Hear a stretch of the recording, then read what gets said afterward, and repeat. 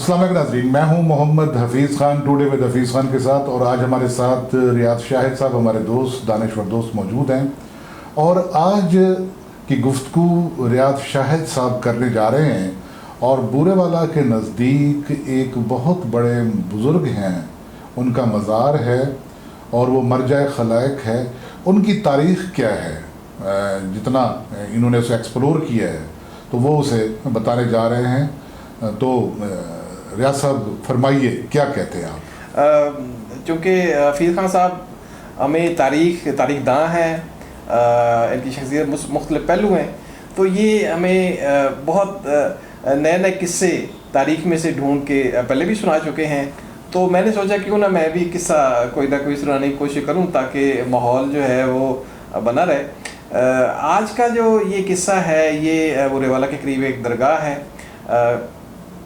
کہتے ہیں کہ پاکستان اور بر صغیر پاک و ہند میں اولیاء کرام کی درگاہیں یہاں پہ بہت قدیم ہیں، لیکن جس درگاہ کی آج ہم بات کر رہے ہیں یہ قدیم ترین میں سے ایک درگاہ ہے.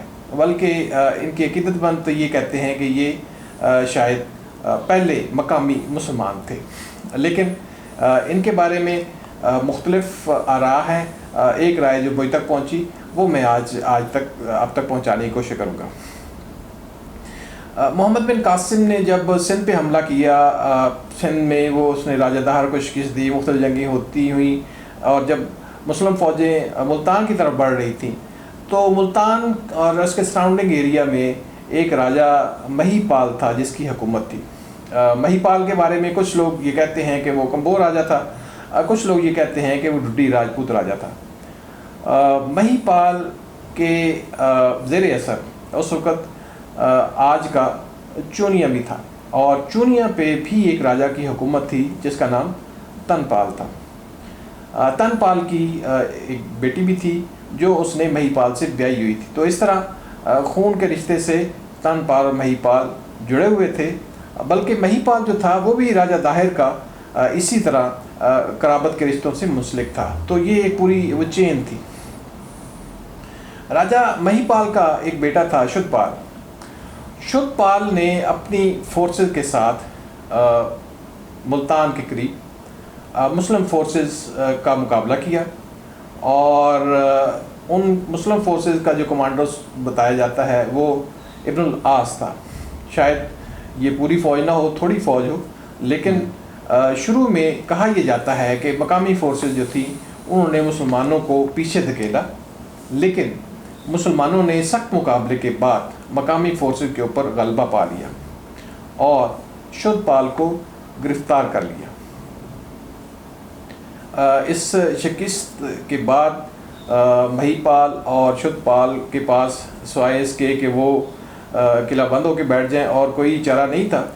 اپنے بیٹے کو چھڑانے کے لیے اور جو یہ مہم تھی اس کے اخراجات ادا کرنے کے لیے مسلم فورسز نے رقم کا مطالبہ کیا، جو اس زمانے میں جنگ کی ایک قانون تھا. شد پال نے یہ وعدہ کیا کہ وہ جنگ کے اخراجات ادا کرے گا اور آئندہ پرامن ایک شہری بن کے رہے گا. اور ضمانت کے طور پہ اس نے اپنا بھائی جو شہزادہ مہا چاور تھا، مہی پال کا بیٹا اور اس کا سوتیلا بھائی تھا، وہ حوالے کر دیا. اب شہزادہ مہا چاور اس کہانی کا مین کردار ہے. مہا چاور مہی پال کی وہ رانی جو چونیا کے راجہ کی بیٹی تھی، یہ اس کا بیٹا تھا.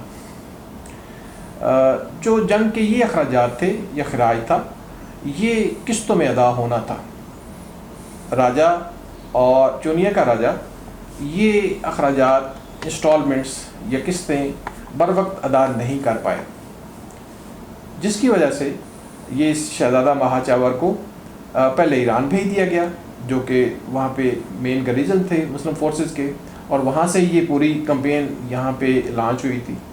اور اس کے بعد شہزادے کو وہاں دمشق میں بھیج دیا.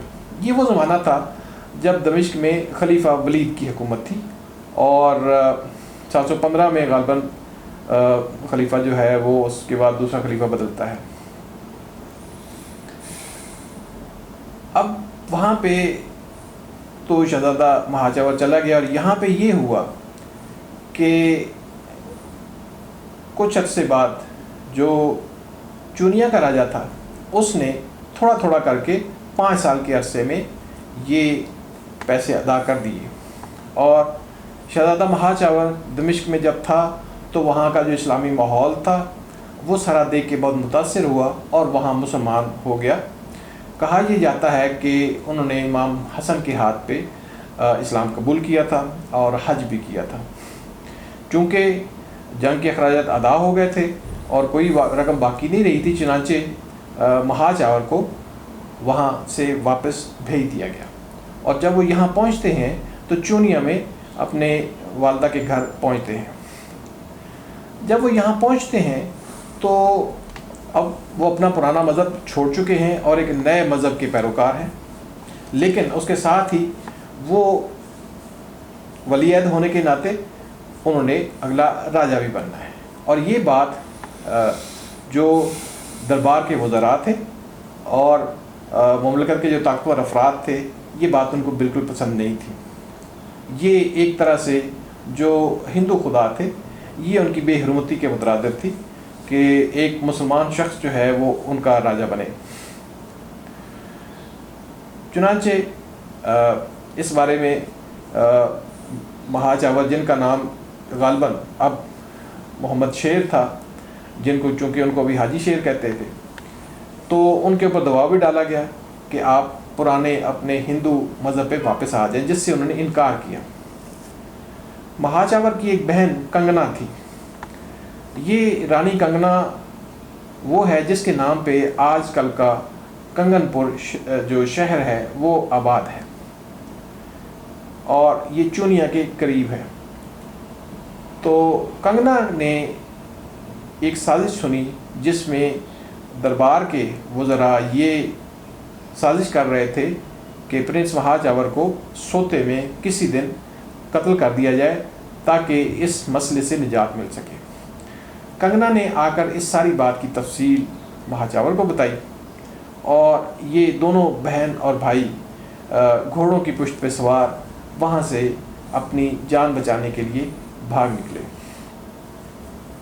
راجا کی فوج کو خبر ہوئی، سپہ سالار ان کے پیچھے ان کا تعاقب کرنے لگے، اور یہ تعاقب کئی دنوں تک جاری رہا۔ دونوں بہن اور بھائی یہ مسلم علاقے کی طرف جانا چاہتے تھے تاکہ وہاں پہ ان کو جان کا تحفظ مل سکے، اور وہاں سے کئی دنوں کے فاصلے کے بعد آج کا جو برے والا ہے وہاں سے تقریباً 16-17 کلومیٹر ایک جگہ ہے، وہاں پہ دونوں بہن اور بھائی کو راجے کی فوجوں نے تعاقب کر کے ان کو پکڑ لیا، اور وہیں پہ ہی اس جرم کی سزا میں کہ ریاست سے بغاوت کی ہے وہاں پہ دونوں کو قتل کر دیا گیا، اور وہیں پہ ہی آج ان کا مزار ہے۔ بہن اور بھائی دونوں وہاں پہ مدفون ہیں۔ چونکہ ان کا قتل ناحق ہوا تھا، اور اس علاقے میں جو کمبوجا ٹرائب تھا ان کا زور تھا، بلکہ جو پاک پتن کا علاقہ ہے اس کو اجودنی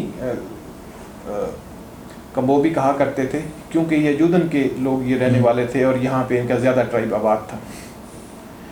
ان کا ناحق قتل کی وجہ سے اور مسلم فورسز جو ہیں ان کی طرف سے جو ایک ہمدردی تھی اور عوام کی طرف سے بھی جو ہمدردی تھی، چونکہ یہ روایت کے خلاف تھا، تو بہت سارے ٹرائب جو تھے وہ اس وجہ سے مسلمان ہو گئے اور ان کی عقیدت مند خصوصاً کمبوجا ٹرائب سے بڑھتے گئے۔